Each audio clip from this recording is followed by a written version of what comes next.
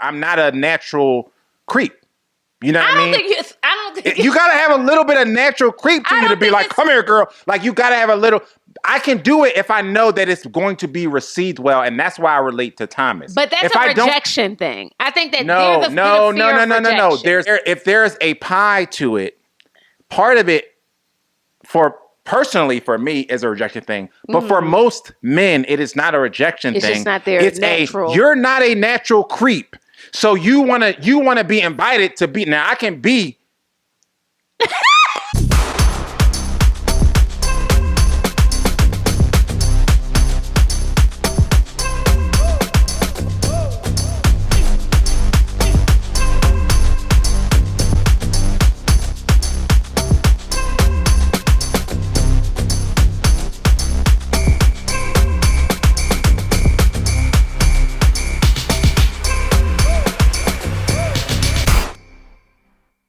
Hey, my loves. Welcome back to our channel. Thank you so much for joining us again. I'm your girl, Intisar Eleanor. This is my beautiful husband, Joseph Conner. And welcome back to the Mamie Ted Conner's couch. We are here and we are talking all things Married at First Sight, season 18, episode... 13. 13. Okay. Ready to Love is about to come out. We're super excited. It comes out this Friday, right? Not this week. I think next week. So we're super excited about that. And the next thing is Love is Blind. Oh my goodness, the new season of Love is Blind is also coming out. So we got some things to be chatting with y'all about. Yeah, we're going to start Ready to Love next week. We're going to try to start Love is Blind on time, too. We're going to try to start on time. Y'all know they be dumping them episodes out very disrespectfully, but we're going to try to get in where we fit in, honey. But talking about getting in where we fit in, let's talk about these Mamie Ted couples on Married at First Sight. So it opens up and we have the experts coming on in during this episode, which is really good to see because it's a complete shit show. 100%. The inmates are running the asylum. And it's not up for debate. It's not up for debate. MM and Ikechi go out on a date. Michelle Obama was absolutely in the building. She came on through with her houndstooth suit on with the shoulder pads. I mean, what are we doing? You know, she's a very beautiful, statuesque young woman. Yeah. I'm not a fashionista by any means. You know what I mean? So I'm not even going to claim to be that. That's not true. But I do think there's some... If I was that size again, ooh, child, I'd get her together. Yeah, she just needs some help. She just this much. Like I don't know about that. She always is help. Almost there. Not always. That's the thing. Sometimes she's almost there. Like she had a frame in this episode where she had this super cute lime green thing or whatever, this tweed, and she had a black shirt on with that. I don't know why you would put a black shirt with that. You just put on a white shirt, right? That's almost there. But then she has moments where she's doing this Lady Gaga thing with the shoulder pads. She's a professional woman. Like, she might have been coming from work, though, so I'm going to give MM the benefit of the doubt. I don't know that I will wear that to work. I'm about to say, even if she was coming from work. But she owns her own practice. That's not my story, honey, okay? So, I don't know. She's a boss lady. I'm somebody's wife. That's not an excuse to be dressing all over the place. Profession. But okay. My profession is a tank top, some black sweatpants, and a big old long black sweater. But you dress very well. So that's a very known... People who know you, that's a known thing. But it's not even to be like comparative. It's more like... No, she's a petite woman, like a thin woman. I would get her... She should... She just need a girlfriend who could talk to her. Like, that's what I'm saying. Yeah, because I would get that right one together. Yeah. I'm still trying to figure out this body, but like that body back in the day, she used to be snatched. Okay? So yeah, Michelle Obama came on through looking all good or whatever the case may be, and they had ice cream. I don't care what nobody says. She didn't even look at that man when he walked in. Bro, the vibes were off immediately. Like they do a thing on one of the sports shows I watch called First Take First. It's on Fox Sports 1. And they do a thing with teams called the vibe check, right? The team could be, they love to hate on the Eagles, which shout out Eagles fans out there because we're going to Super Bowl. We're going to the Mamie Ted Super Bowl, ho. But they love to, one of the things that they were hating on us this year, they would say, oh, the Eagles, they're winning, but their vibe check is off. You know, like Nick Sirianni's yelling at the fans and A.J. Brown is reading a book, blah, blah, blah, blah. They just love to hate on us. The vibe check was off the minute Ikechi walked in the door. It was like, hello. I'm like, well, this is not... It's already not starting off great. It's already not starting off great. And the unfortunate part is neither party, and I'm saying neither party because has the wherewithal to just let it go. Because to me, he should have showed up with flowers. He should have showed up with something that was like a peace offering. That's a set, and that's a different bar. Like, I agree with you on the let it go part, right? But letting it go is walking in and saying hello and looking you in your face, which he did, right? The minute you don't pick your head up and stare at the person, it's already going left. But what I'm saying is a gesture, like the honest. Yes, that's above and beyond, though. That's not what I'm talking about. I don't think that's. I think if you're just starting to date someone and you're a young man, I think a $7 bouquet of flowers is nice. A nice gesture. 1,000%, it is a nice gesture. We are in agreement. I'm talking about the baseline of just physical communication. But that's what I'm saying. Those are separate and apart. I think that they are siloed. I don't think that they... No. I'm saying I'm starting at a base level, at body language 101. When you walk into an interview, the first thing you want to do is stare the person in their eyes and shake their hand. That's all I'm talking about. I'm not talking about like before we start buying bouquets and stuff. I feel you, but I do feel like somebody has to be the leader in removing the tension. And the problem is that she has gotten to the point where she has tried to be that person, but it's received a specific way. So she's not going to do that. And he hasn't really put any effort to be the person who removes the tension. That's the messed up part about it to me. We talked about this last episode or the episode before last, like about giving fodder, right? Like the minute that you want somebody to move on, right? You have to go with them, right? So the one thing that Akichi did when he came into the dinner was he came in and the vibes were off. He came in like looking for smoke, right? Mm-hmm. And everybody said in the room was like the vibes were off as soon as he walked in. He didn't do that at the ice cream shop. He just walked in. If he had a bouquet of flowers with him, she wouldn't have seen it because she didn't even pick up her head to look at him. That's what I'm saying. But I'm just talking about the bare minimum of like, let's just get to hellos nicely. You know what I mean? That is so. I don't disagree with what you're saying. What I'm saying though is men will act like they don't have any control of the barometer in the room. Like they will act like, you know what I mean? Like a man is the thermometer, but the woman is the thermostat. So you know what I mean? Like if you come in and you say, hey, how you doing? It was none of that. Let's be for real. Like we can't put that on MM. It was none of that. No. Oh my goodness. Like you look beautiful. It was like, did you get taller? First of all, you came in, you initially deprecated her. He didn't have smoke. I'm not going to do that. I'm not going to go that far. He didn't have smoke. What I'm saying is he also didn't do anything to ease the tension in the room. Because my thing is, men will be in spaces, and this is what I mean when I say weaponized incompetence. This is the ignorance that I be talking about, that men try to pretend like, well, I did the best I can. I mean, what you want me to do? I don't think he said that or did anything like that. But I'm saying, if he would have came in, you're already at an ice cream shop. Let's be clear. She's 35 years old. I'm not going to get ice cream with no grown-ass man. That's number one. So that's strike number one. So she's already showed up at the ice cream shop, okay? We already know this is a woman of a certain ilk, a certain whatever. She's here.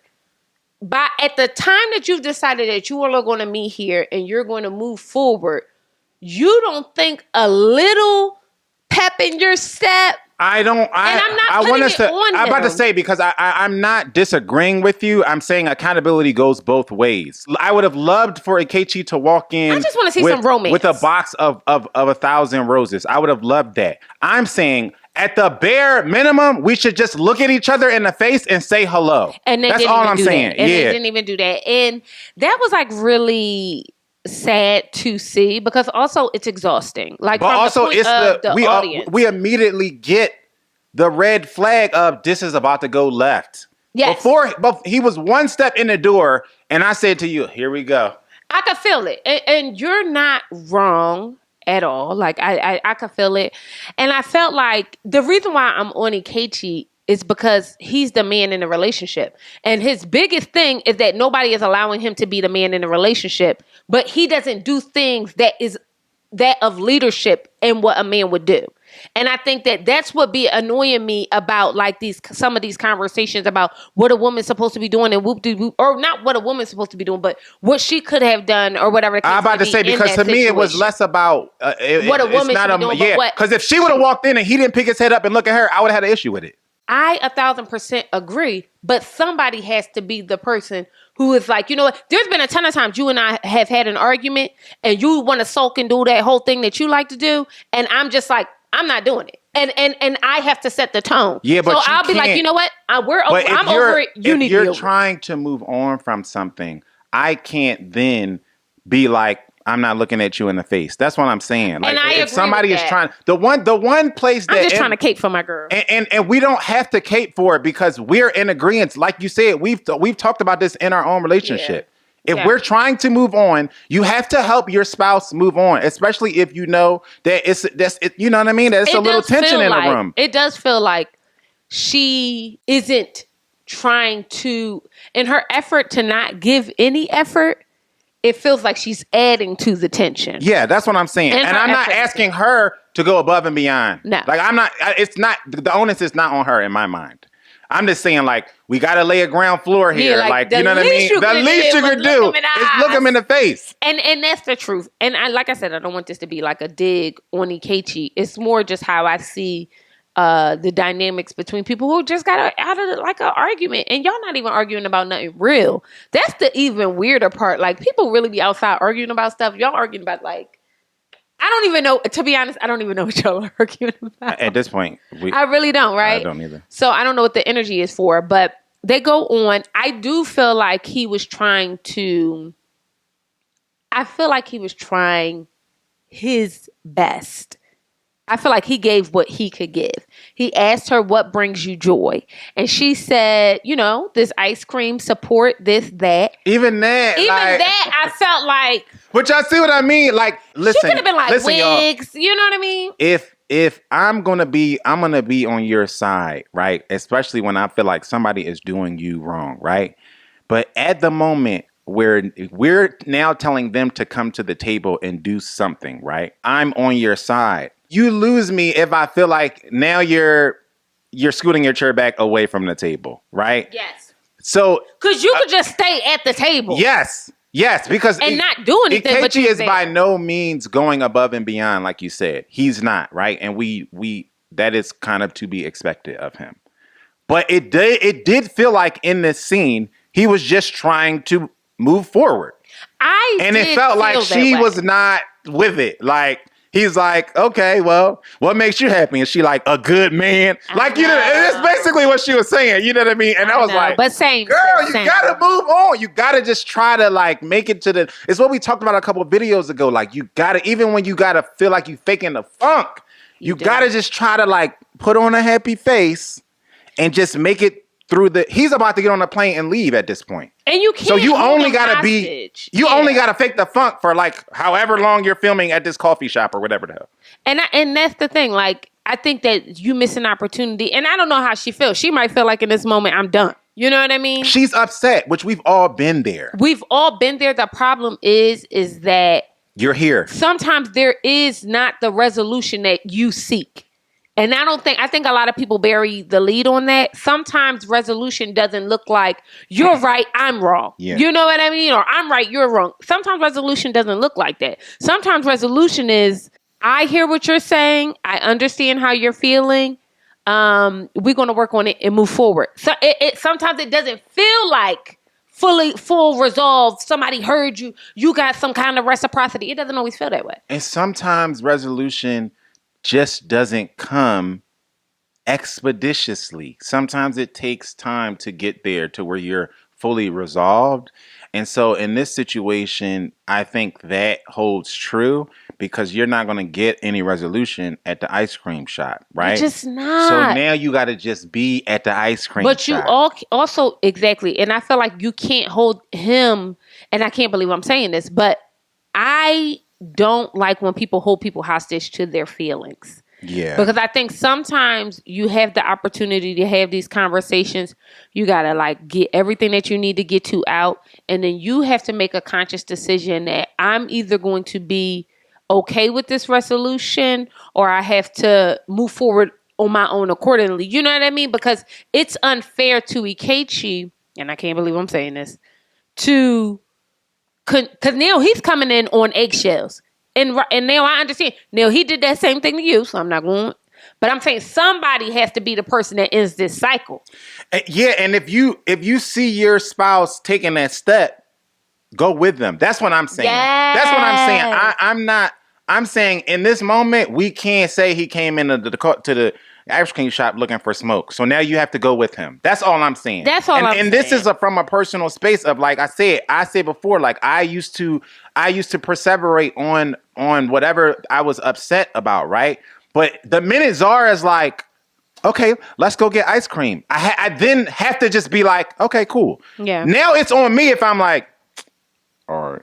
You know what I mean? But that's what I felt like was happening when he walked in. Yeah. I'm like, you're right. Like, he's not going above and beyond, but he is like taking steps forward. Yeah. And she's like, what's up? But you're also the person, if we have a disagreement and I may not be resolved or you're not fully resolved, you're also the person that gives an olive branch. Like, that's what I'm saying. And I'm glad you said the word, because I think that's what I was looking for earlier and I just couldn't get it. Olive branch. Like, it felt like Ikechi was giving an olive branch. I'm not putting too much on it. He bought cards. I felt like he was trying to. That's what I'm saying. That's what I meant by, like, it felt like he was trying to, okay, they took a step backwards, we get it, they married, it was silly, blah, blah, blah. Right. Yeah. We're in agreement. But at the moment that you're in this thing and you ain't leaving, let's play the card game. Maybe it's let's play and let's not take little small shots at each other. And I feel like I agree, because I don't know that I would have bought the ring thing up. I don't know that I would have brought that up either. I would have just made a mental note. Yeah.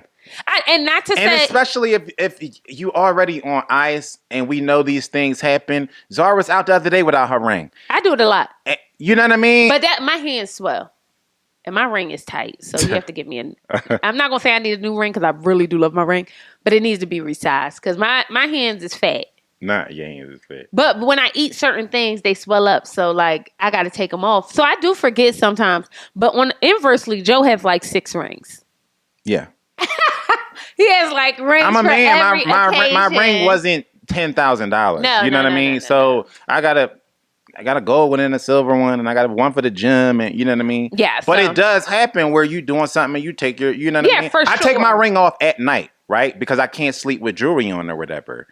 I typically do not forget it, but I have been to the gym one time and I was rushing out the door. Right. And my little rubber ring, I was like, and I didn't realize it until I was already at the gym. Like, it happens, you know? So I don't know that I would have mentioned it. I feel like if we're in a space that we want to move, start fresh, like, it's really like just a matter of starting fresh, because part of me doesn't think he did it. So 2 things. He does give me petty. However, I don't know why I didn't feel like he did it intentionally. I didn't feel that way today. And I'm just going to... I don't know why I didn't feel that way. I'm with y'all on, like, all of the F-boy stuff that he's everything, done. But I just didn't feel like... I like to judge people in the moment. And today, it just didn't feel like he came looking for smoke. I didn't feel that way. I didn't feel that way at all. So, he going to Houston. Her ass ain't going. He made that very clear with the awkwardest silence on earth. She was like, well, I would like to see your mom and brothers. And he was like, That's nice. He hit her with the, Oh, well. Well, she would like to be in Houston, so God bless. Do you think he should have invited her to Houston? Honestly, as a man who would take my wife everywhere, I'm going to say no. Only because I don't think they in that place. So you don't think MM and Katie are in a place where they should be traveling together? Not right now. Y'all can't even make it through an ice cream date. That's what I mean. Without some smoke, she just did not. And this is not a dig on her. It's just really like reading the room. Sometimes you just got to respect the vibe. Yes. And a lot because if I felt like MM could go along to get along, I would have said yes, invite her to Houston. And I don't feel like she can do that right now. You know what I mean? And again, I get it. Yeah, I understand like where she is, but I don't feel like she can do that right now. And the worst thing in the world is to be arguing with your spouse in a foreign space. Yeah. So she talks to Dr. Pia, basically telling Dr. P, if we ain't together, we ain't getting back together. He in Houston, child. He done fled the scene.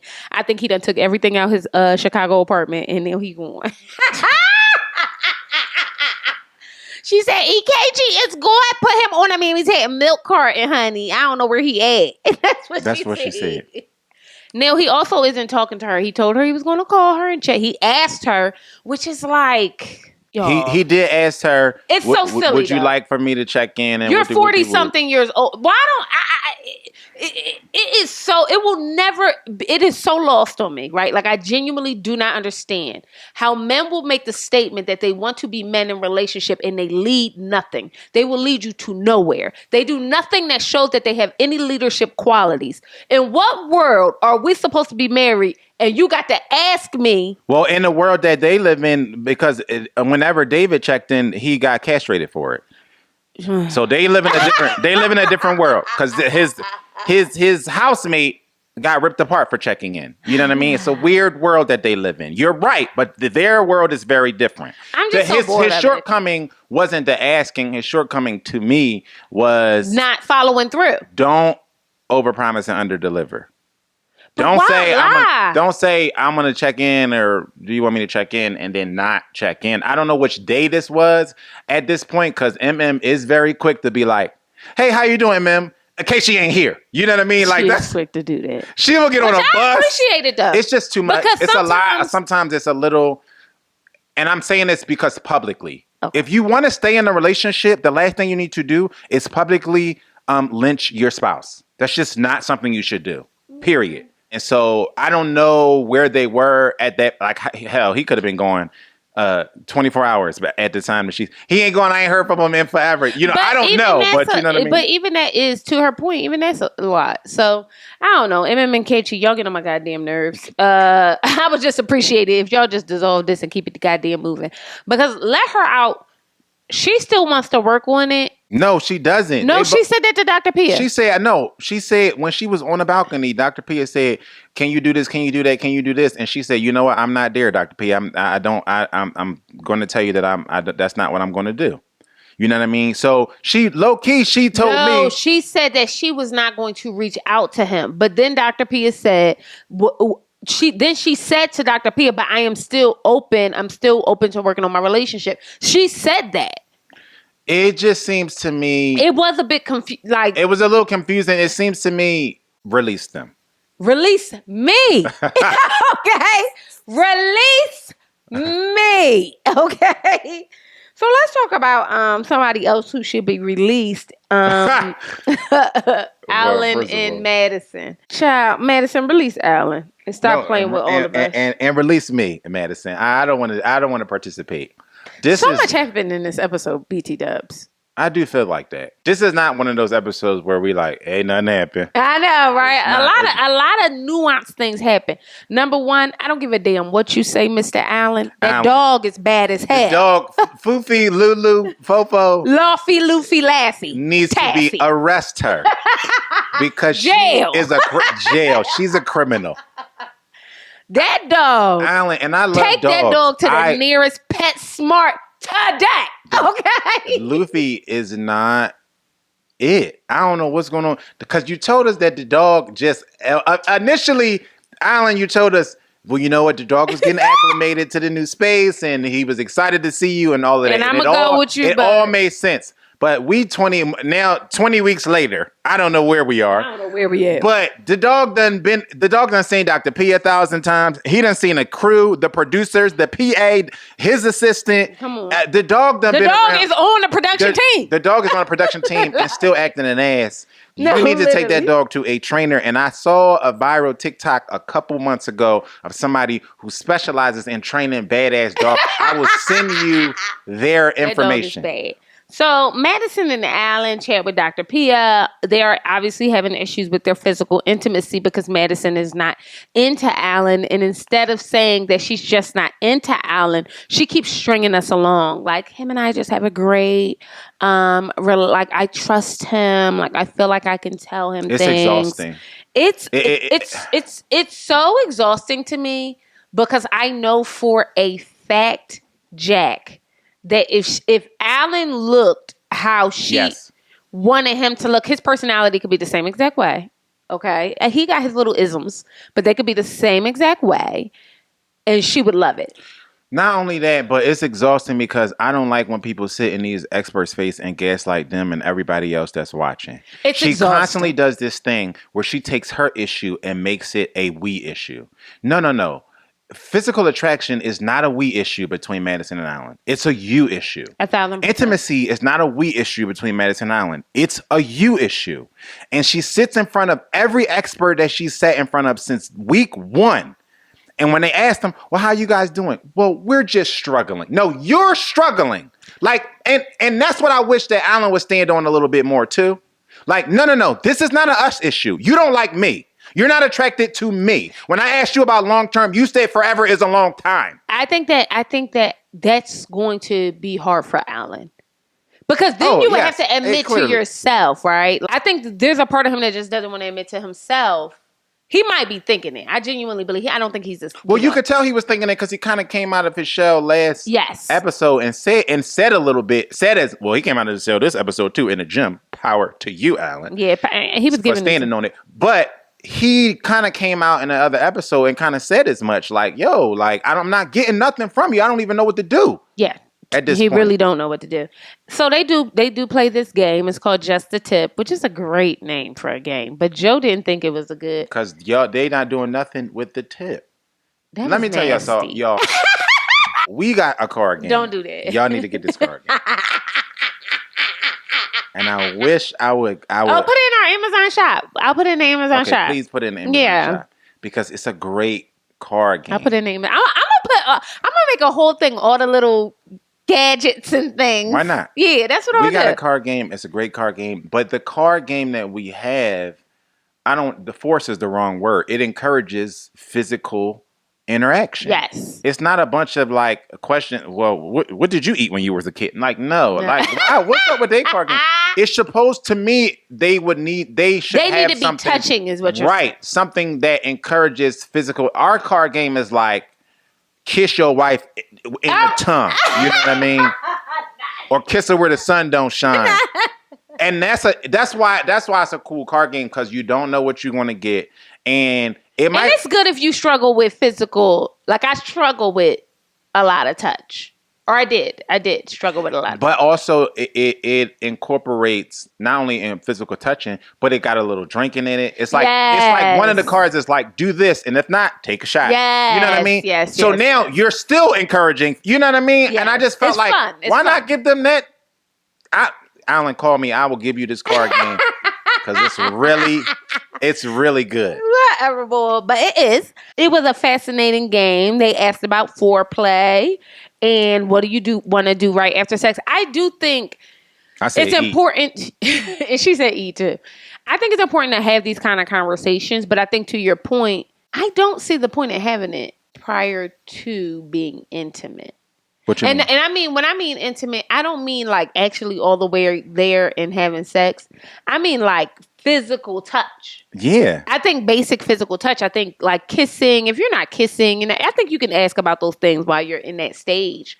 But I felt like it was premature. It felt like brothers and sisters were talking. It did. But that's why I don't love the card games that is really more conversational. Because you could play that game in the living room with a bunch of your friends. And have done it. You know what I mean? Like what this, it just gives. This is not intimate to me. Yes, it didn't give that. We would never play our card game out in the public ever. Oh my God, Joe! Don't be telling people my business. I'm just saying. But you know what I mean? So then they move on. They at the end of this whole ordeal or this game, Alan speaks about his perception of Madison, and he said that he felt like he didn't have a good word for it, so that's why I'm gonna give him the benefit of the doubt.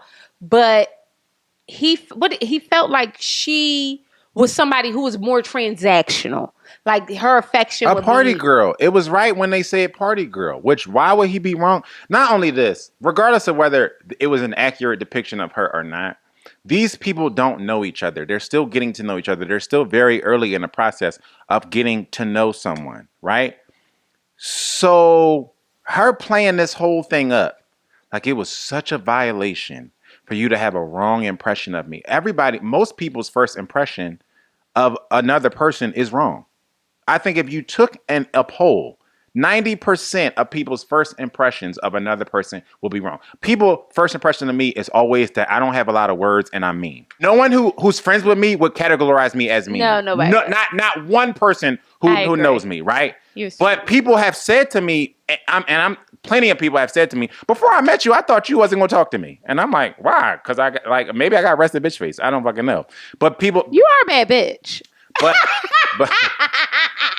But most people's, I've heard it a lot. Most people's perception of Zar before they meet her is wrong. They think she's not as intelligent because she's pretty. Oh, which we get it, Madison. The pretty girls have it so hard. I'm so bored with the trope. I'm so tired of that. But they think that their first impression is she's not as smart as she is.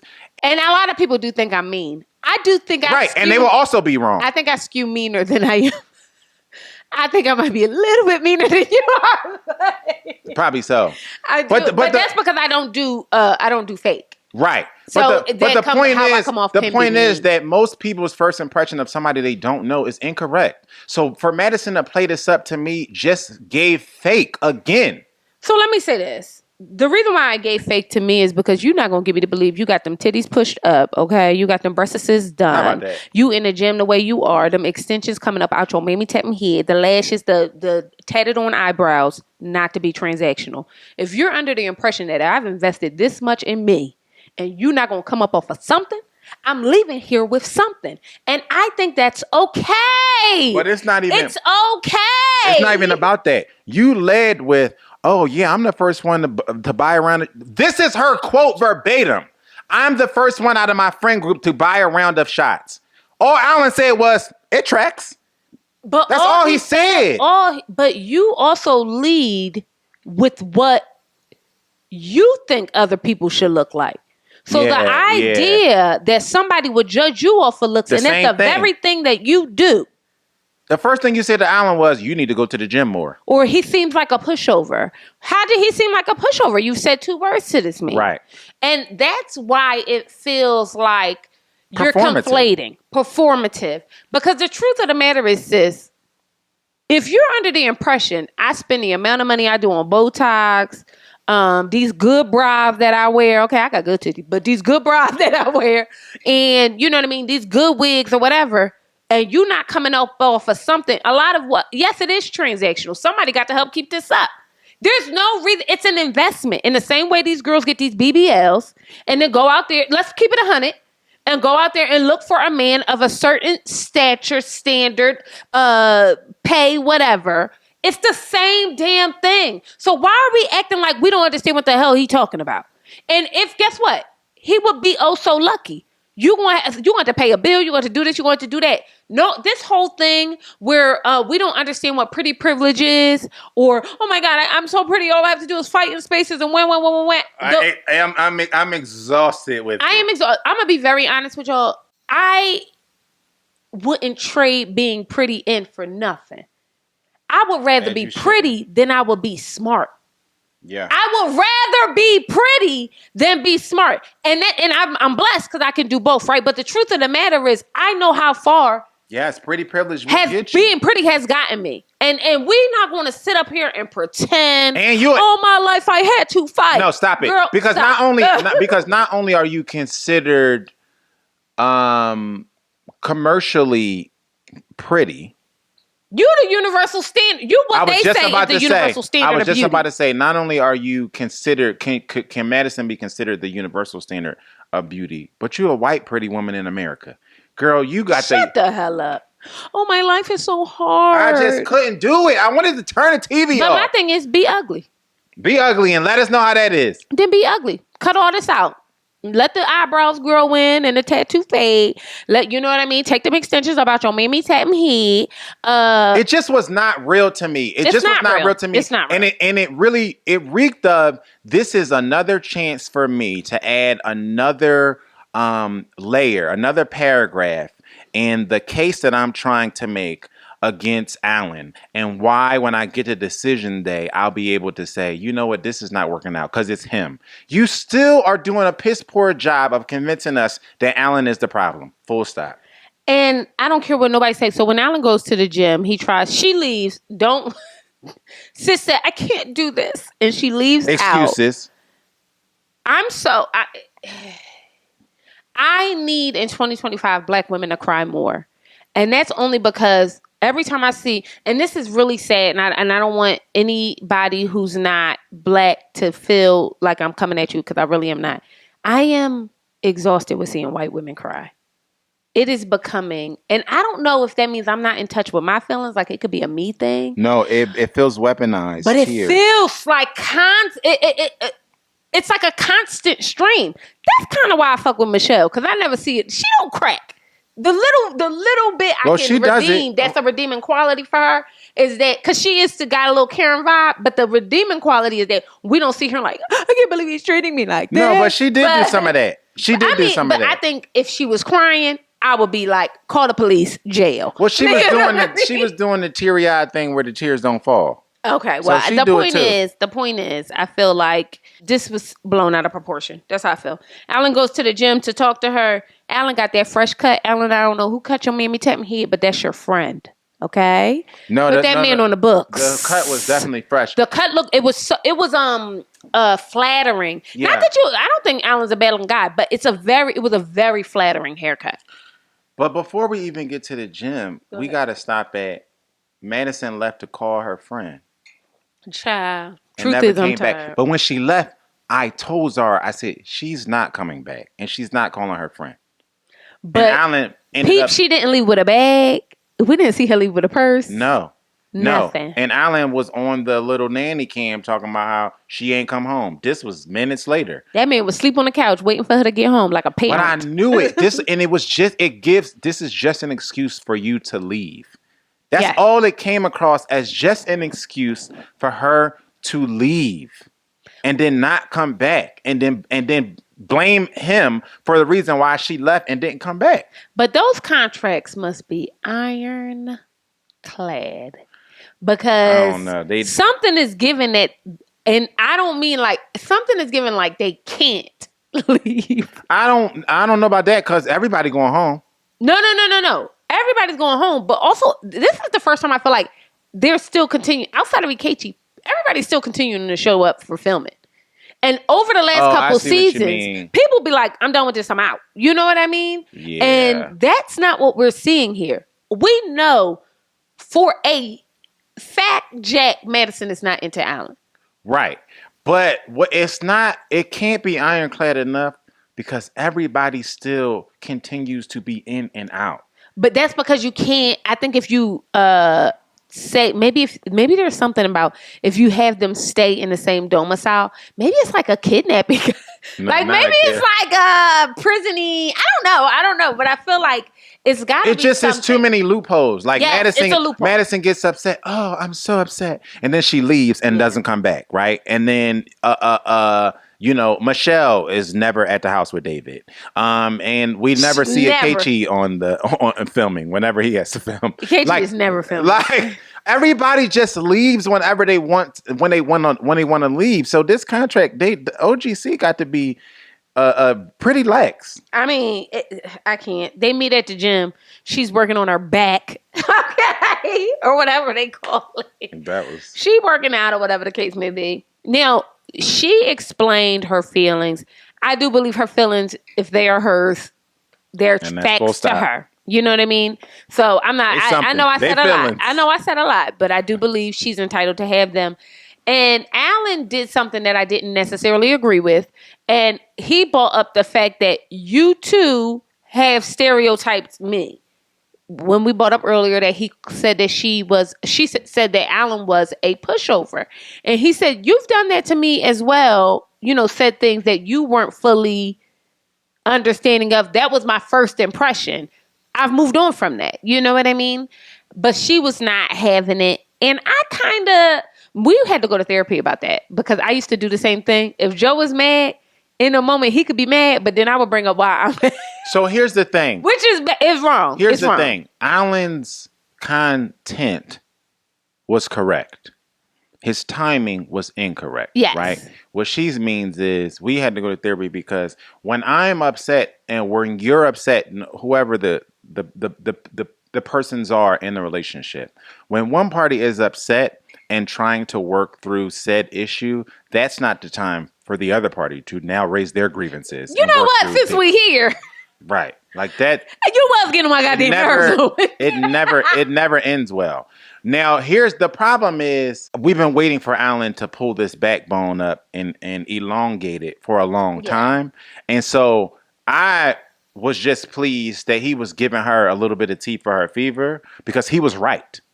All this time, you've talked about my appearance. You told me I need to get into the gym the day you met me.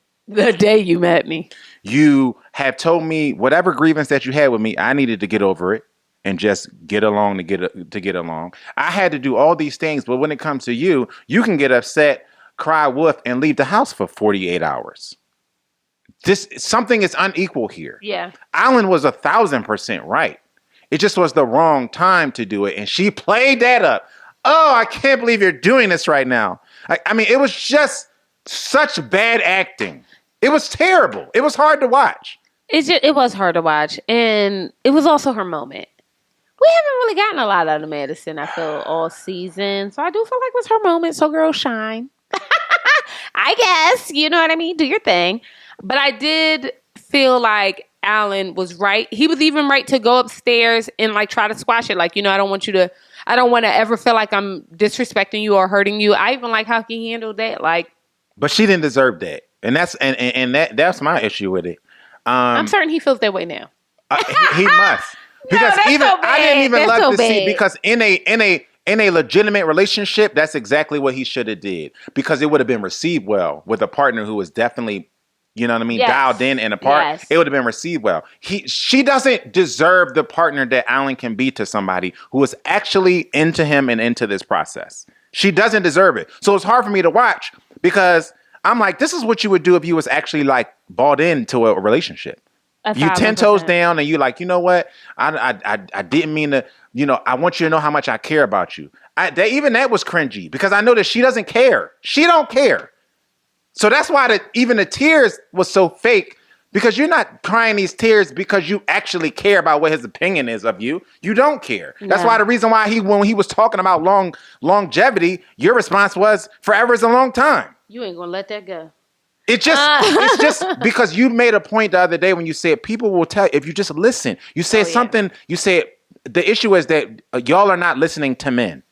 Yes. And when you ask the man, well, do you want to move on with me? And he's like, oh, I don't know, my back kind of hurt this week. What the fuck do that got to? Yes. That's what you were talking about. Alan is doing that. I mean, Madison is doing that at every turn. Yeah. Every time he says something about longevity or being into each other or being vulnerable or being serious, she makes this fuckboy comment. Yes. And it just rolls off of his shoulders. And I don't think she deserves a partner like that.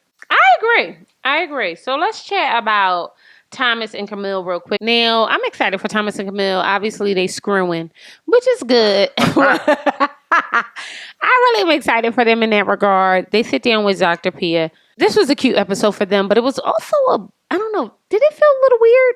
Felt cringy to me. Okay. But not. It felt cringy to me because you asked me one time, we was out randomly. This is our conversations that we had. And she was like, do you ever wonder, like, you meet a couple, you wonder, like, what their sex life is like? And I was like, no. I think about it every time. So if I'm ever around you and it's two people, it's a couple, I don't care. I'm thinking about what your sex life is like. So here's the thing. I don't think about it for most couples because I feel like most couples don't give that to me, right? Like that like vibe, that chemistry. Like most couples, and like no disrespect, but most of y'all ain't got it. You know what I mean? So most of the time, no. 99.9% of the time, I don't. It doesn't even cross my mind. But every now and then, we'll meet a couple, and I'm like, oh, y'all are. Wait a minute. Do y'all think we fucking? Let me know. Because I'm always curious. Like, do we come off? Because we aren't very PDA. Like we hold hands and stuff, but we're not like we're not doing that in public. We kiss each other. We are out in the world. We're pretty PDA. Okay. Maybe I'm not classified. I don't know how I look outside. The point is, I need to know. But the point is, for most couples, I don't go there because their vibe doesn't give that, right? Rarely do I meet a couple where I'm like, oh, they are jumping. Sometimes, right? But I'd be like, baby. Here's the thing. Camille and Thomas are absolutely not that couple to me. So when I see them doing these, I'm like super cringed out. Not only that, but my wife has given me a portion of her secondhand embarrassment. I didn't used to be this cringe. I was turning over into a caterpillar on that couch watching this episode when they was doing all of the things that Dr. Pia gave them to do, because they aren't the sexy couple to me. I don't want to see what your ecstasy face looks like at all. Ooh. I have no desire. Yeah. Also, can we be grown? They was being real grown. Well, let me be grown then. I think it's childish not to be giving your man a little service. But Camille said, I think it's childish. It was Thomas saying, he's a giver. I want some. And I'm glad he said it. I want some dome too. I want something too. You know what I mean? I want to do something before something too. And I don't think, and this is not to, the conversation is not to rush Camille into doing anything before y'all, she can do whatever she want to do with her body. Before y'all get all the way there. What I'm saying is, sometimes you got to give people something to think about. Does that make sense? No, 1,000%. I feel bad for Thomas. Why do you feel bad for Thomas? I just felt bad for him when I found out that he was over here giving and shit. He ain't giving back. I'm like, oh damn, now he going out bad. Like, but damn. I don't think he going out bad. I think, and he's such a nice guy that I believe that if he felt like he was going out bad, he wouldn't say anything. But the truth is, Thomas, here's a piece of advice: slap her ass, pull her hair, and tell that bitch to suck your dick. But she don't. Even be, but in that order. But in Thomas's defense, she don't be giving that. That's why. That's kind of what I felt like he was trying to say to Dr. Pia. Like, oh, he doesn't feel like that's Thomas is not the aggressor guy. So for most guys who are not, to even be that guy, you gotta like tinge on, like, how do I say this? You gotta be a little bit of a predator. Yes. Without the predator connotation. Yes. Like, you gotta like fringe on it, right? And I can relate to Thomas in that I don't tinge on predator. And if you're not opening the door for me to be an agreed upon predator, I'm not coming through that door. I think we've talked about it before in our relationship. Yes. And my thing was, you got to open the door. I'm not a natural creep. You know what I mean? I don't think you got to have a little bit of natural creep to you to be like, come here, girl. Like, you got to have a little. I can do it if I know that it's going to be received well, and that's why I relate to Thomas. But that's a rejection thing. I think that no. If there's a pie to it, part of it personally for me is a rejection thing. But for most men, it is not a rejection thing. It's just not their natural. You're not a natural creep. So you wanna be invited to be. Now I can be. If you tell me go there, too grown tonight. I'm going to go there. I'm all of the things, right? But I need permission to go there, and that's where I can relate to Thomas. Like, she know I can draw. Where she be like, all right, you know what? You got to chill on tonight. But I need to be invited to be there. But like, I do think it's a comfortability thing, and I think in the same and inversely, right? Let's be for real. What she's saying is, for her to do that, it's a comfortability thing as well. Which I get, right? I get that. I'm just saying, I think you got to give Mother Jumper something to think about. I think that, you know what I mean? And I don't think it's got to be something that you do all the time. I just think that, like, you got to give him a little gift. That's what I'm saying. You know? But I also, and when I say I reward good behavior. I think you have to incentivize things. You do something nice for me, I'm going to do something nice for you. And I know that sounds like bad, but we do when you're. It don't sound bad. You want there to be a positive. At the end of the day, we only talking about things being reciprocal. Yeah, that's nothing that's bad about that. If I hold you down, I want to know that you can hold me down. Yes. If I am showing up for you, I want to know that you will show up for me. Well, we that holds true in every aspect of relationship, including the intimate aspect of it. Yes. There's no different. Like, if I show up for you and I'm ready to swing from chandeliers and all that, I want to know that you'll do that for me. I don't require that and I don't respect it, but I do want to know if it's New Year's Eve, are we going off or not? You know what I mean? What is happening when we get back to this room? No, she was knocked out. I think I went to sleep on New Year's Eve. We had a long day though. Oh, yeah, because I left you. She left me. No, I put her to bed. Yeah, he put me to bed. What happened? But don't get it fucked up. We have had New Year's Eves. No, we have. Off. You understand what I'm saying? And I just want to know, we can go off together. You know what I mean? Right. And so I think it's nothing different. It's just a reciprocal thing. I think it's a reciprocal thing, and I think she got to do something strange. Just for a little piece of change. You know what I mean? That's a little something. So I got your back, Thomas, on that one. So we can move on from them and talk about Juan and Carla. All the girls sit down and get together, okay? Ooh. The guys get together, the girls get together. The guys get together, they go boxing. The girls get together, do a sound bath, which feels like much more my speed. The guys get together, bash each other in the head. And then while they're concussed, David tells them the lie that he told Michelle, that he was texting his cousin that she is delicious and he want to eat her up. That's what happened. While they were concussed, this is the lie that David tells these men. And the men, Thomas couldn't even open up his eyes because the lie was weighing down his lids. So he couldn't even open his eyes because there was no truth in the room to be seen. It was. So it was bothering him. It was bothering him. It was bothering me too. I was a little cringed out. I was cringed out because I almost pulled an Ocho.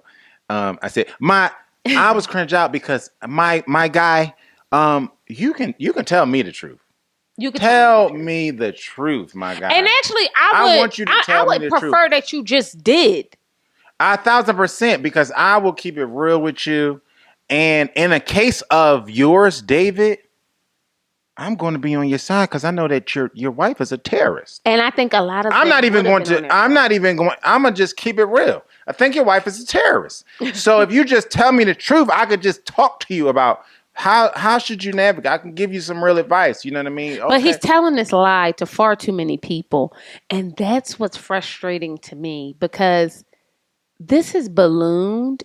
And it's only ballooned because of him. It's frustrating to me because you're now giving her a platform to be the victim. And and I'm going to be honest, that's the only reason why it's frustrating to me. Because when she sits in front of Pastor Kyle, he now sees her as the victim. And when she sits in front of the ladies, they now see her as the victim. When she does her solo cam. I don't think Carla sees her as a victim. Oh, no. Carla is witnessing. Let me tell you Carla is taking inventory.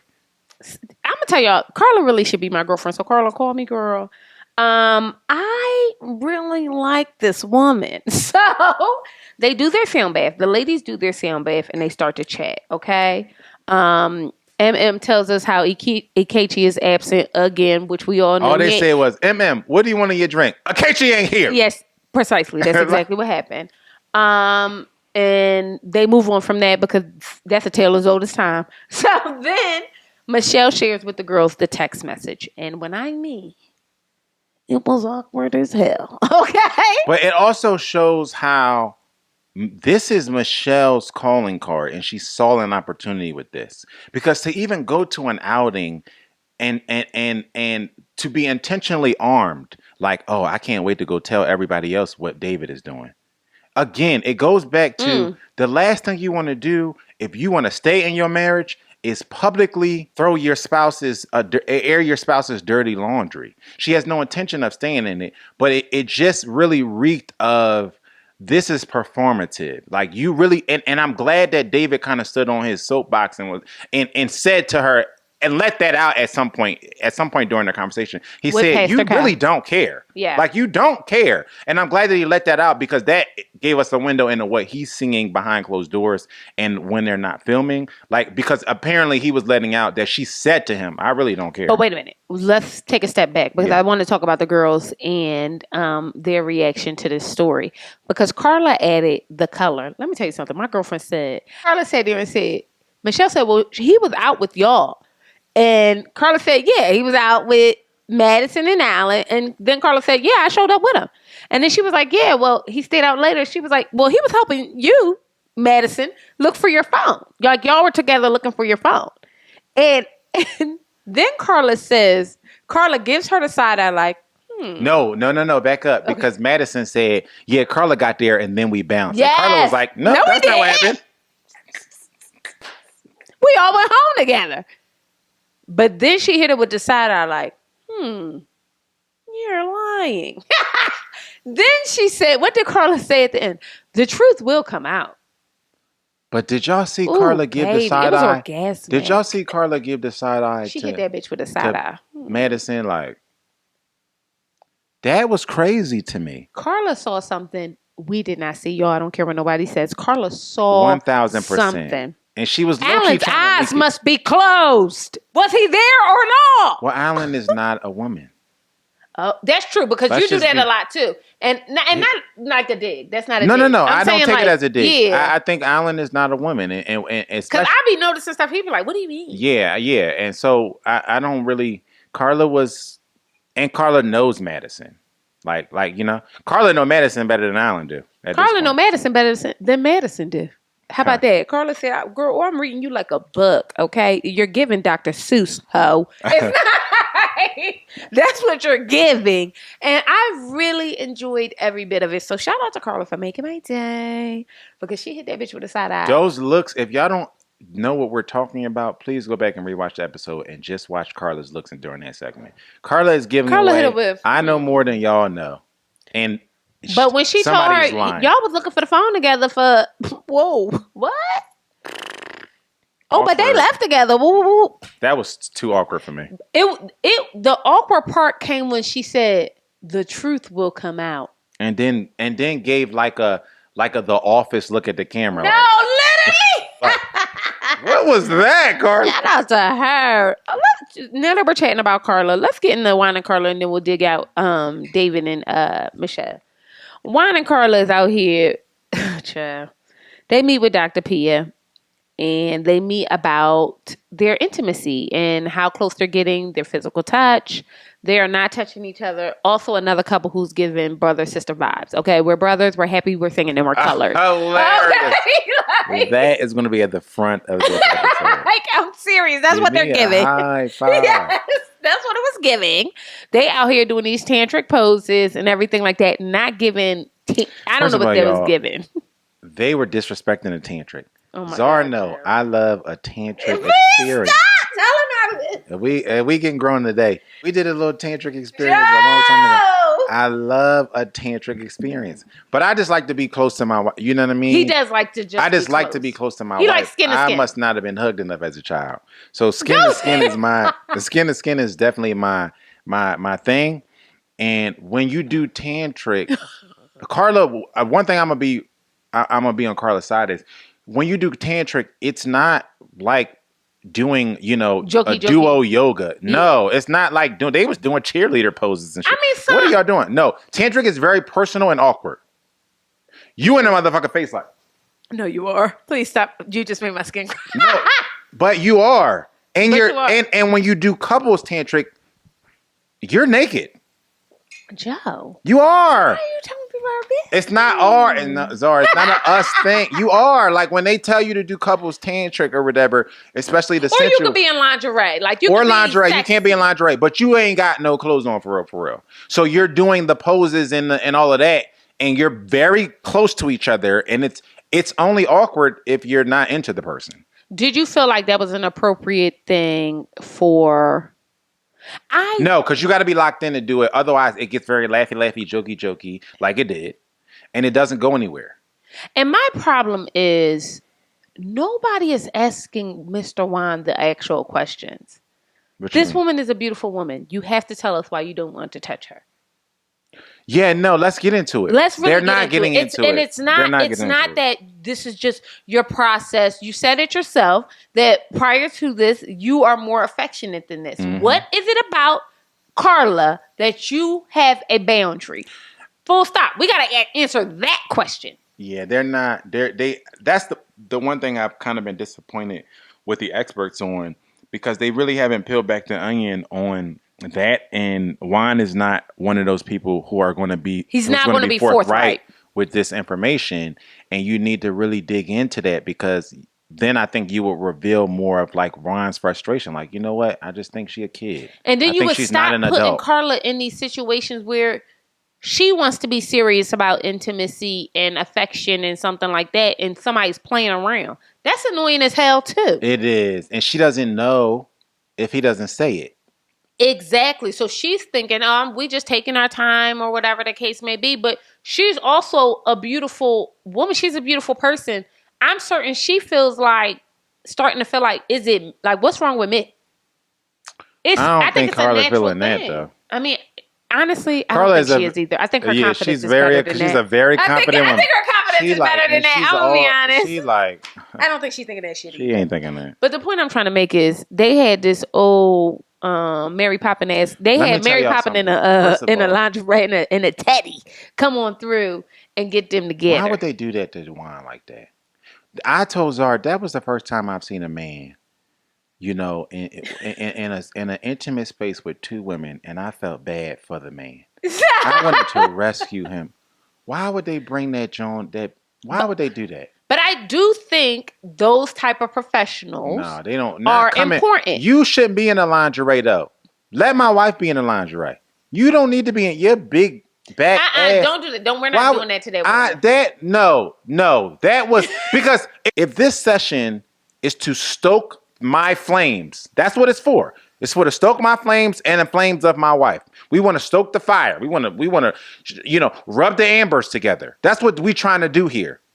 You are not doing that for me. You're making me shrivel. I just don't. That was just like, what are you doing? Put a moo-moo or something on. That was too much. Shut up. So, I feel like those type of professionals are very important. Yes, but they shouldn't be in lingerie. Okay. I think that should be a conversation that should be had at the time of booking. I think that they didn't book it. But hear me, they did not, but I do think, to your point, it should be a comfortability thing. You know what I mean? Because I could tell that he was uncomfortable. I would have been uncomfortable. I'd have been like, hold on, you ain't about to touch me with this fake ass flower. No. Also put a shirt on. I would have been hella uncomfortable. Okay. I thought, shout out to that woman. I think her work is important. I think it's important for there to be people who try to make physical touch and intimacy and your sexuality something that's more relaxed and a deeper experience. There have to be people who are out there who speak about those things. I understand that she may not be your flavor, your cup of tea, whatever, or maybe even Mr. Juan's. But I thought that added to his unseriousness. It added to his uncomfortableness. Yes. He was more uncomfortable. Not unserious, uncomfortable. And that matters because then you can't be fully bought into the process. Right. You know what I mean? You got to find a way. Most people go to comedy. Most people go to making jokes. And you know what I mean? That's why you got to bring a... Which this was the funniest one has been... the entire season. He was hella funny this episode. And I think it was because he was uncomfortable. That's what I mean. Like, I'm not speaking from a superficial space. I'm speaking from this had a counterproductive effect on the whole experience for one half of the couple. Yeah. And it would have for me as well. You know what I mean? Yeah. Hell, we got couples massages a while ago. Wasn't nothing wrong with the woman and I was uncomfortable. It wasn't nothing wrong with that woman. I was uncomfortable, you know what I mean? And maybe I wouldn't have been if she was a bad, you know what I mean? I'd be like, who knows? I don't know. Yo, I was like, let me out. He was so uncomfortable. Open the doors. He like, she all breathing in my... Yo, I swear to goodness. I swear this is what this man see when we got up. She was... No, wait. Mind you, I had a wonderful massage. Okay, I don't care. She don't. I don't care. I'm getting butt booty hole naked, and you gonna rub me down. He gonna say she was all breathing in my ear and on my neck. I said, let me tell y'all, I consider myself somewhat of a sexual person, but when I'm not, I am not. He could be I'm like, go get off me. Like her old ass was. She was not old. Yes, she was. In the DR, she was not old. Yes, she was. Yes, she was. Yes, she was. Oh, I seen her. I looked her in the face like, oh, no, this ain't about to be it. Like, that's hilarious. The whole thing with, Carla straddling her gay friend is diabolical. Oh, we didn't chat about that. I'm glad you remember. It's diabolical. I'm glad that Dr. Pia brought it up because she posted it on a public forum for everybody to see. And to me, it's disrespectful to your marriage. You're married. You know what I mean? Zar's had gay friends before. And I do talk to my, oh my God, the finest man alive. Yeah, I do that. And even then, I said, pump the brakes on that. You know what I mean? Because I've seen gay men get turned out. Oh my God! I've seen it. I've literally, my gaze. I know personal examples of men who, claim to be gay, and then they had sex with their best friend. You know what I mean? And they not so gay no more. You know what I mean? And the truth of the matter is, we're all human. Flesh is flesh. You know what I mean? And the one thing that seems to be universally understood is a beautiful woman. A woman can tell a beautiful woman. A gay man can tell a beautiful woman. True. A child can tell a beautiful woman. A dog can tell a beautiful woman. So don't tell me, well, he gay, so that's why I was sitting on his lap in the club. Nah. It's that's wild. And I get that Juan was just trying to be a good, they friends. So Juan is like, Juan whatever. Don't give a damn. Juan don't give a damn. And then Juan did say something. I think he's also very secure. Part of me thinks he's just a really secure guy because he's like, if you've met Philip and that matters and Yinka, then you would know. That matters not. You think that matters? It don't. If you are, again, we live in a very weird time when it comes to sexuality, people's sexualities and what they claim to be and whatever. We live in a very weird time. You can't just be playing with everybody and on everybody's lap and straddling people, especially just on a public. To me, it's just, it doesn't matter who the other person is. You should have a personal respect and a decorum for how you are outside in the world as a married person, period. And I say person because I mean men and women. I don't care if I got a gay girlfriend, she's not going to be sitting on my lap in a club and we taking pictures together. I don't think she would want to do that. But she might. But she might. You understand what I'm saying? She might. I've been around friendly gay women. Yes. Who would? Yeah. I'm gonna be frank. Who would? Yeah. And I wouldn't be caught in a compromised position just because of the respect that I have because I know that when I'm outside, I represent my household and people can be like, ain't that Zara man over there or whatever, you know what I mean? You just have to have a certain amount of, and that's why Dr. Pia brought it up. Don't listen to me, listen to the experts. I don't know. I was kind of annoyed by that, but you shouldn't have been because if it was him, she would have brought it up and everybody would have understood. We got to keep the same energy. If Juan was on social media straddling some woman in a club, everybody would have understood why Dr. Pia saw it and brought it up.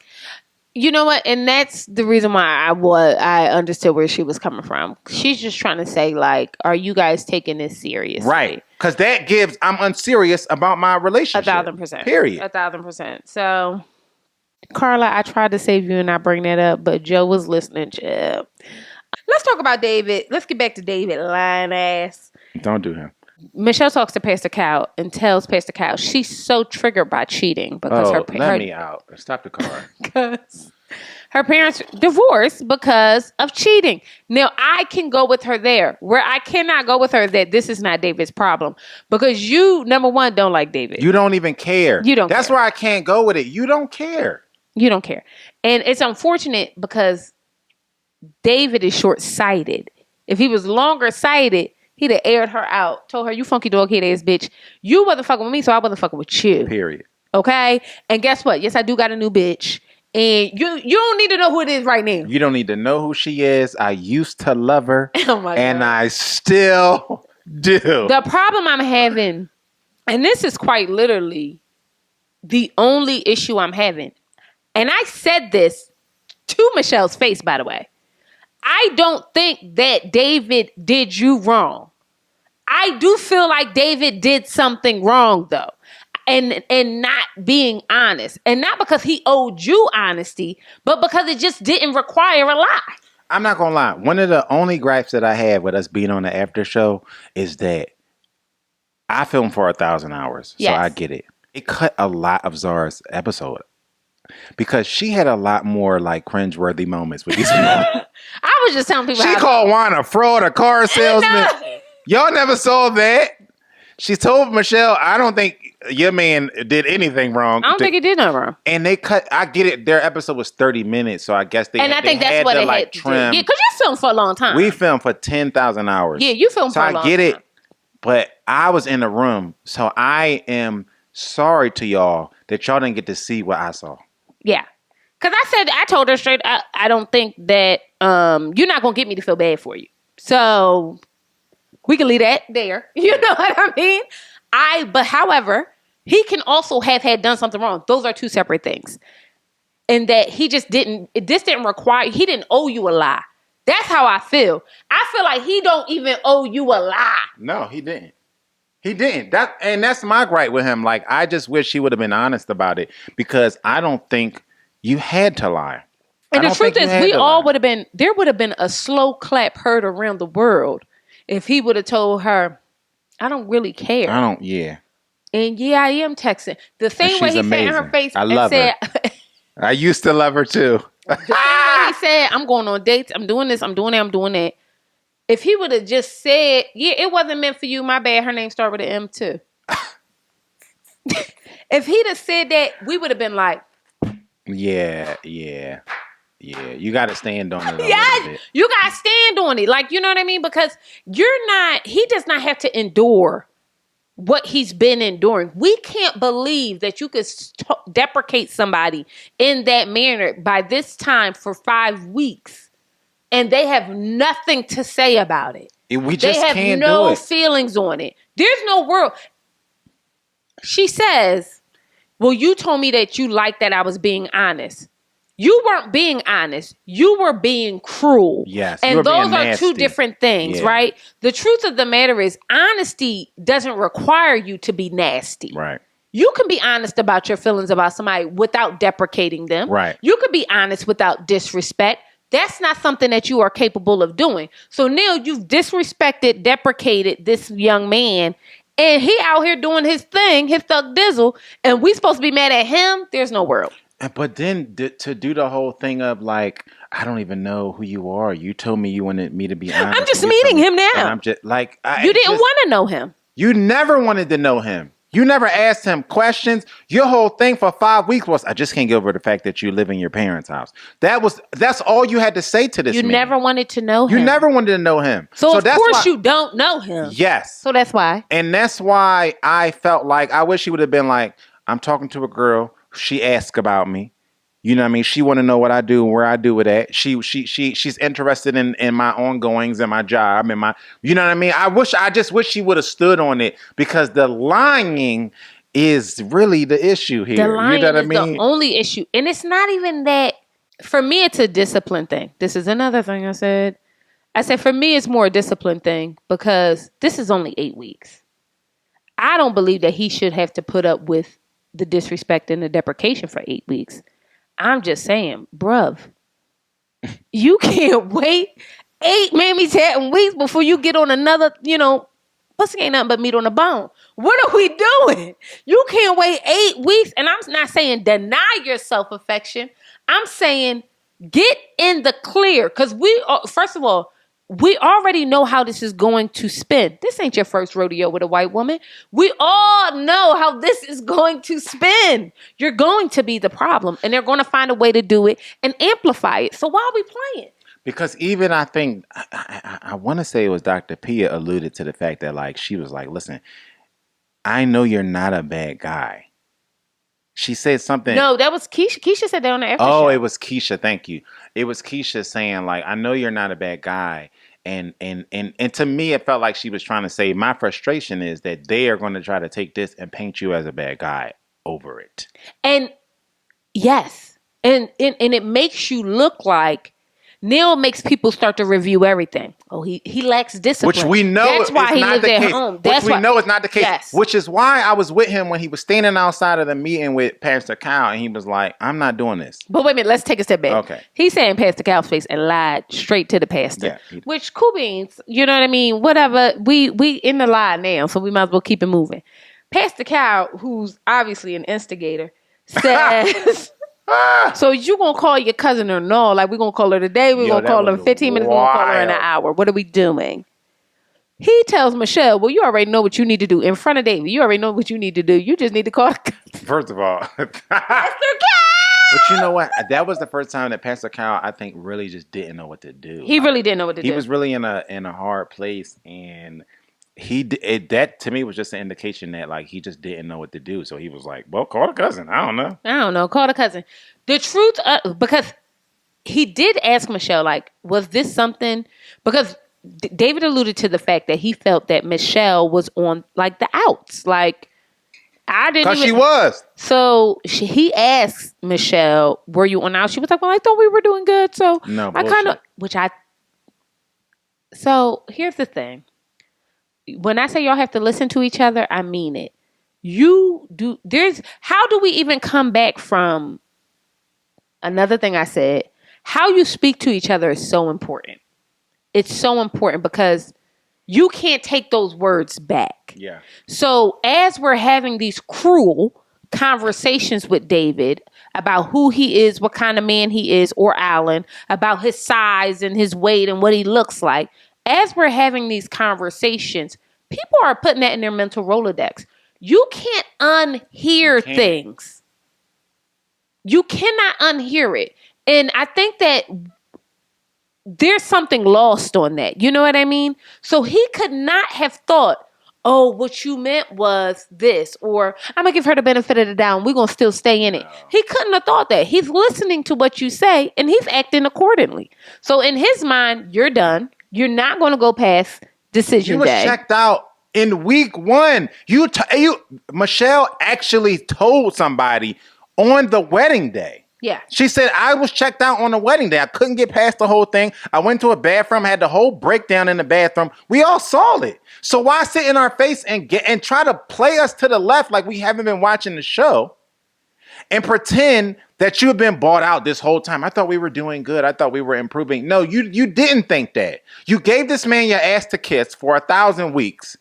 And he, not only from the beginning of the season, had to figure out what to do with his own time. He was, like we said, he was at the honeymoon. He don't even drink coffee shops and stuff like that. And so then he comes home and you're not in the house. You told him before y'all even went home, I'm not moving in with you. Yeah. We're not going to be in the same, I'm just not comfortable. We can't have this revisionist history. The thing that I don't like about the internet is that y'all love to have this revisionist history thing where y'all forget all of the diabolical things that these people do. Yes. And specifically women for some reason. Y'all have like a weird memory with like diabolical women. Y'all did it with the whole... Y'all did it with the whole Serena thing on Love Island, where we all were, well, at least we here on this couch, was all in agreement that the way Serena was treating Cordell was diabolical for like 10 weeks. And then the 1 week that she was good to him, we all forgot about it. Oh, well, they're good now. It doesn't matter anymore. They should be together. Like, y'all cannot do this thing where we turn back the hands of time and erase all of the bullshit that somebody allowed somebody else to go through. Michelle's just done the same thing. I think, but we can't say that you, in a relationship, you got to have a short memory and then... No, Zar. No, this is not... We would never encourage somebody to be perpetually punished. We would say, release yourself, especially if the roles were reversed. Leave that man, girl. Don't do that. If he's going to be an F-boy to you, we would say, leave him. The only reason why, yes, I understand what you're saying. Like, what you're saying is we don't have the same energy for women as we may have for men. We have to stop doing that. We have to stop doing that, especially when in the same season, a woman could be diabolical for 10 weeks. To somebody. We could all see it and be in agreement. And then in week 12, could decide that she wanted to turn the other cheek and turn over a new leaf. And we all like, oh, well, you just go along. Like, we cannot do that because we would never do if the roles were reversed and David was a terrible spouse to Michelle for 10 weeks. Nobody would be like, well, you know what? I can't believe David stepped out on the marriage. Nobody would say that. No, I do. Can we talk about what the rumor is? They talked about it. Okay, so the rumor is that it's Madison. And I'm going to say this, and we'll get more into it later. After Michelle calls Denise, and Denise says, listen, I don't want nothing to do with this. Denise, the worst cousin in the world, y'all. God. They had to have paid Denise. They had to pay her. Because you made a valid point. Because at first I was like, I'm with Denise. Don't bring me in this mess, whatever the case may be. But you said something like, she just didn't have to answer the phone. She just could not have answered the phone. Because my thing is, if you're Denise, you know that this, just like I was saying, you know that this woman has treated your cousin like dog crap for however many weeks. You know this firsthand. Y'all are apparently close. So he's told you all the things that has been going on between him and this woman who has literally given him her ass to kiss for weeks. You know this, right? Why even give her a leg to stand on by telling her, well, girl, I don't even know what he talking about. He asked me to cover for him. You could have just been like, you know what? I'm not even gonna pick up the phone. I know who it is. I know what she want to do, but she's a terrible person. She done treated my cousin terribly for weeks. So I'm just gonna stay out of it. You just could have not have picked up the phone. That's true. The episode was too good. Yeah. I love that it ended that way. I don't think anybody owed Michelle anything. I think that this is the most talking to each other we've seen David and Michelle do. And it's not an opinion, it's a fact. And I think that speaks volumes to their situation. My only thing, I have thoughts because I like David and I can't shake that feeling. I don't like Madison, but I can't shake the feeling that I really like David and I get why he did the things that he did. And sometimes we try to pretend like everybody's supposed to have this moral high ground, despite the fact that they being treated like shit. And I don't think that that's something that he had to take. So I'm just going to say that, like, you know what I mean? I just wish he had the gumption to just be honest, because we would have rolled out with him. It's so sad because men have to endure this treatment and they don't get to be honest about their feelings. And that's what's upsetting to me. Because you're right. If it was a woman, she would be able to be on her soapbox. It would be an hour-long special about why this is happening to her, whatever the case may be. Because that's what we see as the standard of, you know what I mean, whatever. That's why Michelle's been able to have this moment. But the truth of the matter is that his honesty we would have been able to put that over an ether beat, bro. Mm-hmm. Oh, yeah, for sure. Oh, my God, I just got chills. You know what I mean? Like, do you know what you could have done for the culture? Yeah. Because some people ain't, like, sometimes you got to get with people. Like, everybody don't deserve nice guy actions. Yeah. And that's another thing. You can't be everything to everybody. Yeah. So, and the truth is, what he's experiencing, or what I think he's experiencing, is just that. You can't be a nice guy to everybody. It'll make you the villain anyway. Yeah. You gonna be the villain in somebody's story. It might as well be this funky dog head ass Michelle. Yeah. You know what I mean? Lose. Thank y'all so much for joining us again. Okay. Bust down. Subscribe to this channel. I hope you're enjoying this wherever you're listening to us. Okay. Let us know how you felt about this episode. Are we fucking or not? Let me sound. I'm your girl. It is Eleanor. This is my beautiful husband, Joseph. And we'll see you beautiful mother jumpers later. Peace.